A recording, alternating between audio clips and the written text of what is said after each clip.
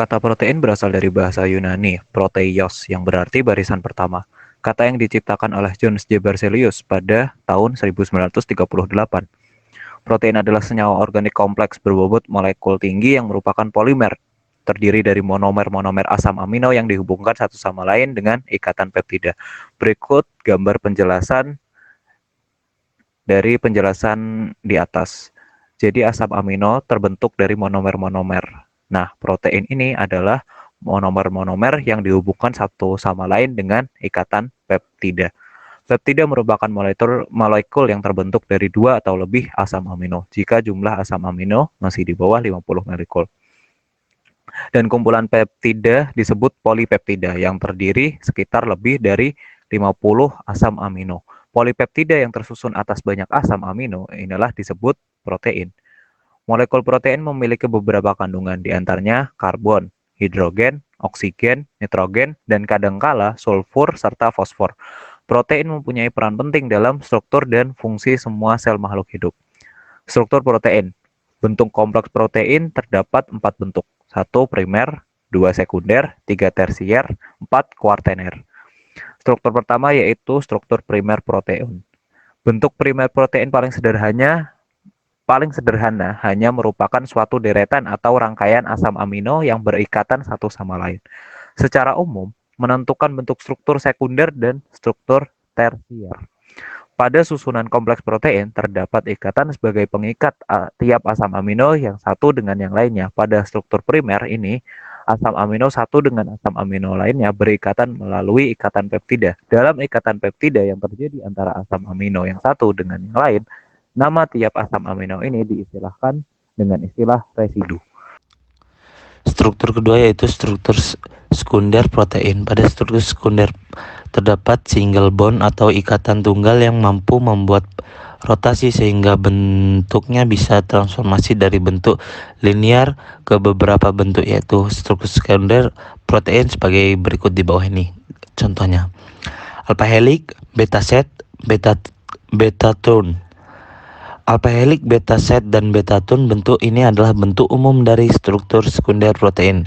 Kalau di struktur primer distabilkan oleh ikatan peptida, pada bentuk struktur sekunder distabilkan oleh ikatan hidrogen. Bentuk pertama, alpha helix.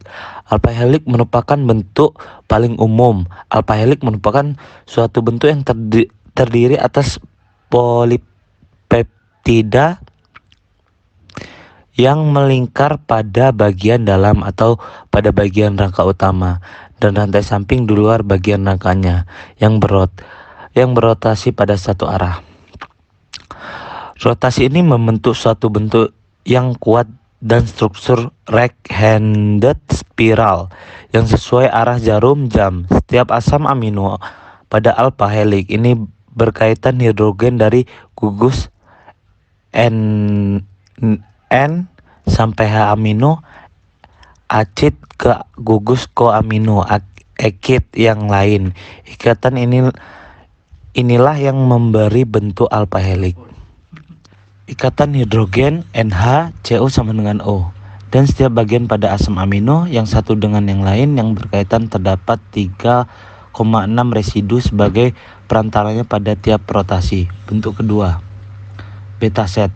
Bentuk struktur sekunder selanjutnya adalah beta set. Pada bentuk beta set ini semua komponen dari ikatan peptida berpartisipasi pada ikatan hidrogen yang terdiri atas dua bentuk. Bentuk paralel, antiparalel atau berlawan arah.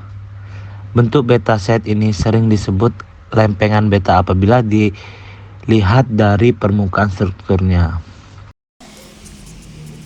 Bentuk ketiga. Bentuk struktur sekunder selanjutnya adalah beta tone.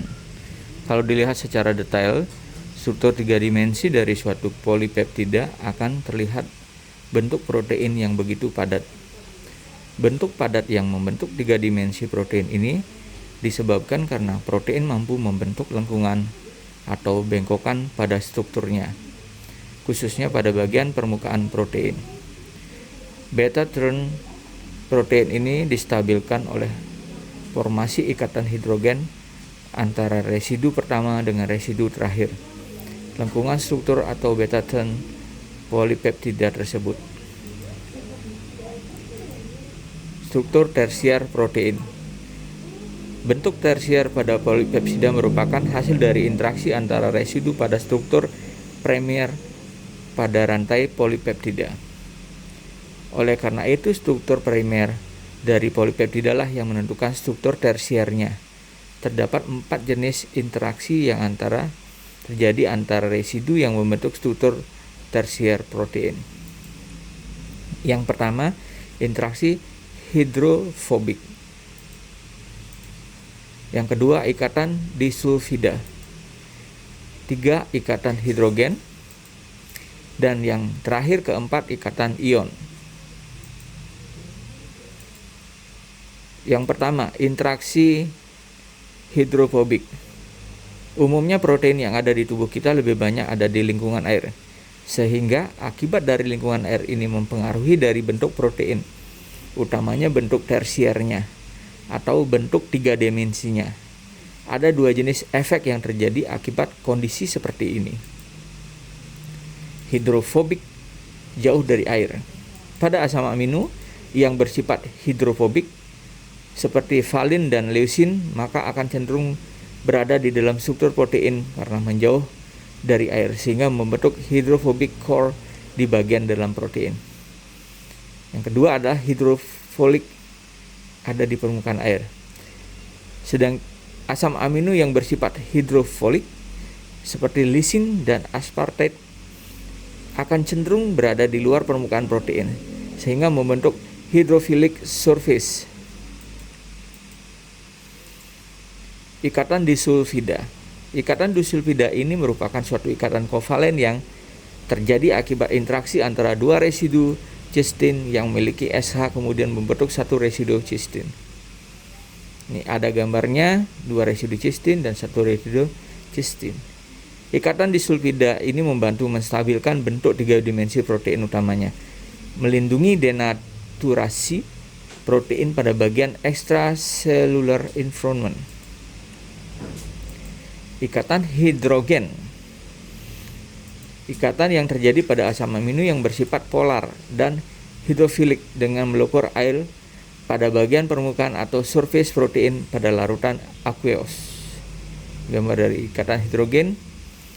Nah, yang terakhir, ikatan ion. Ikatan yang terjadi antara asam amino yang bermuatan negatif dengan yang bermuatan positif. Struktur yang paling tinggi levelnya yaitu quaterner protein. Protein yang kompleks mengandung 2 atau lebih polipeptida, dan pada struktur quaterner itu merujuk pada interaksi antara polipeptida tersebut. Setiap polipeptida ini disebut subunit. Subunit yang satu dengan yang lainnya berinteraksi umumnya melalui interaksi non-kovalen. Berikut struktur quaterner protein. Sekian dan terima kasih penjelasan kami tentang definisi dari protein dan struktur protein.